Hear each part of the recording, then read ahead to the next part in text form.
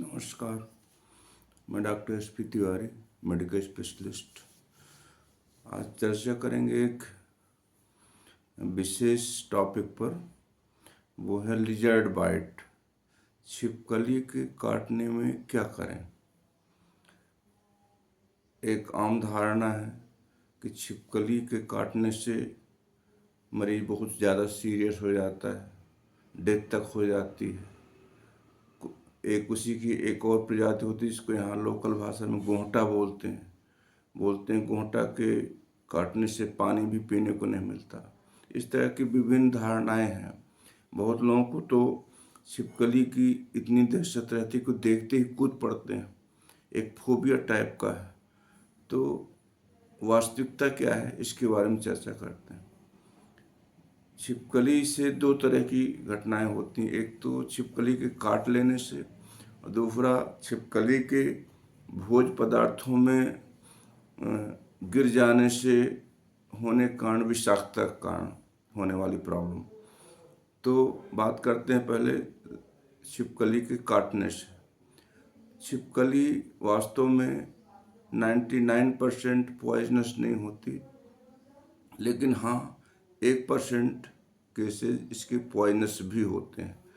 तो मेजॉरिटी में जहाँ छिपकली जिस जगह पर काटती है वहाँ पर जलन होने लगती है, वहाँ पर लालिमा आ जाती है।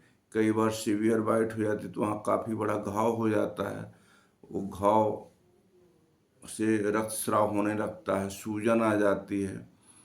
और कुछ केसेज में, विशेष परिस्थिति में ऐसा देखने को आया कि तुरंत तो उसको कोई प्रॉब्लम नहीं होती, लेकिन बाद में उसका ब्लड प्रेशर डाउन होने लगता है, रिस्पायरेटरी अरेस्ट होने लगता है, सांस लेने में दिक्कत होने लगती है, और कई बार इससे मृत्यु भी हो सकती है।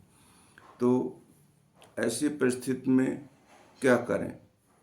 इसका त्वरित उपचार तो जहाँ पर छिपकली ने काट दिया है उसका एंटीसेप्टिक प्रिकॉशन के साथ वहाँ पर पार्ट को वॉश करके डिटॉल या स्प्रिट लगा दें, एंटीबायोटिक से उसका ड्रेसिंग कर दें, पट्टी बांध दें।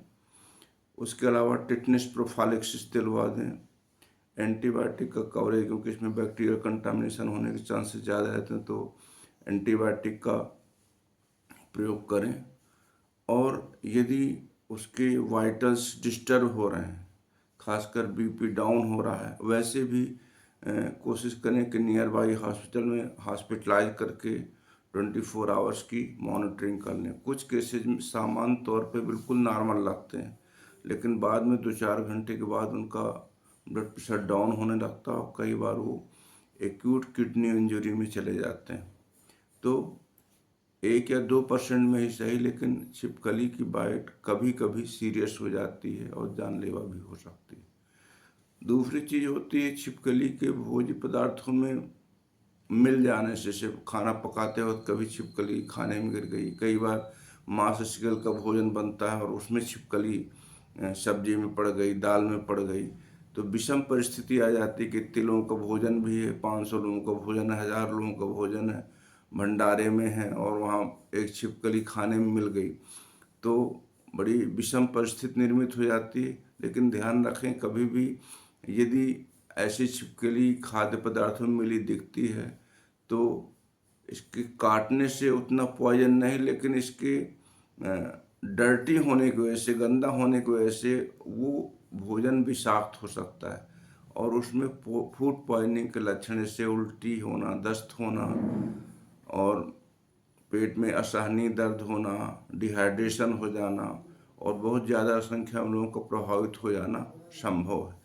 इसलिए उसमें ध्यान रखना चाहिए। कभी भी यदि ऐसा अनुभव होता है कि भोजन विषाक्त हो गया है, भोजन में छिपकली गिर गई, तो उस भोजन का कदापि उपयोग नहीं करना चाहिए। यदि भोजन विषाक्त हो गया है और ऐसे में मरीज को या व्यक्ति को, प्रभावित लोगों को उल्टी दस्त होने की शंका रहती है, डिहाइड्रेशन होने की शंका रहती है, तो उस भोजन को डिस्कार्ड कर देना चाहिए। यदि किसी को ऐसे लक्षण हैं तो उनको हॉस्पिटलाइज करा करके उनका त्वरित उपचार कराया जाना चाहिए।